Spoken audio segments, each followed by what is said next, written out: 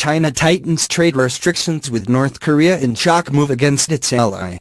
China has tightened restrictions on exports to North Korea in a shock move against its ally as fears World War III beckons on the Korean peninsula. China's Commerce Ministry and Customs authorities said they have tightened their trade restrictions with North Korea, in accordance with UN sanctions against Pyongyang. Beijing will limit exports of iron, steel and other metals, as well as on industrial machinery and transport vehicles to North Korea. China, who is widely regarded as the Hermit Kingdom's main trading partner and energy supplier, will also limit crude oil and refined petroleum supplies. According to China's Commerce Ministry, the ban will begin on January 6. The UN Security Council decided last month to impose new penalties on North Korea for its intercontinental ballistic missile test. This included setting tougher limits on refined petroleum products and crude oil supplies to Pyongyang.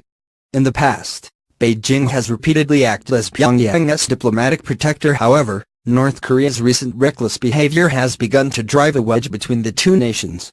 The UN measure also demands the repatriation of all North Koreans working abroad within 24 months. Chinese leaders, including President Xi Jinping, have resisted previous U.S. pleas for an outright oil embargo, but agreed to the latest limit. Under the latest restrictions, Chinese companies will only be allowed to export 4 million barrels of oil and 500,000 barrels of refined petroleum products per year. They are barred from supplying the dictator-run state with military or weapons programs. Some North Korean exports to China will also be restricted, including equipment, grain, timber and other agricultural products. Those goods that had been sent prior to the sanctions imposed on December 23 must be released by customs before January 24. In late December, Donald Trump accused China of violating the sanctions order by exporting oil to North Korea, after a media report alleged illegal supplies of oil to North Korean vessels at sea. China denied the reports, but Mr. Trump claimed that they had been caught red-handed. The U.S. president has been pushing Beijing to exercise more pressure on Pyongyang. On December 29, South Korea said that it had inspected Hong Kong-flagged vessels transferring nearly 600 tons of petroleum to a North Korean vessel in October. The ship, however, was seized on November 24 at the port of Yosu. China denied the allegations and insisted that it would never allow Chinese companies to violate UN resolutions. Meanwhile, in the state-run newspaper Rodong Sinmun on Friday, the Hermit Kingdom said its leader would ensure victory to the Korean army and people. The editorial called for the people of North Korea to come together and achieve a fresh victory on all fronts.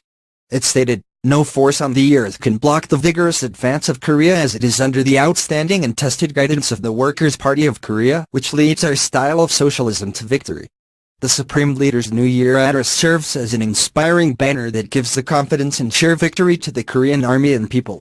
He in the New Year address proudly declared that we have realized the wish of the great leaders who devoted all their life to providing the strongest national defense capability for reliably safeguarding the country's sovereignty. And we have created a mighty sword for defending peace, as desired by all our people who had to tighten their belts for long years. North Korea's leader Kim Jong-un said in a New Year statement he was open to dialogue with the South and could send a delegation to the Winter Olympics. Talks between the Korean neighbors are set to be held on January 9, despite warnings from the U.S. it is a bluff and Pyongyang's nuclear ambitions show no sign of slowing.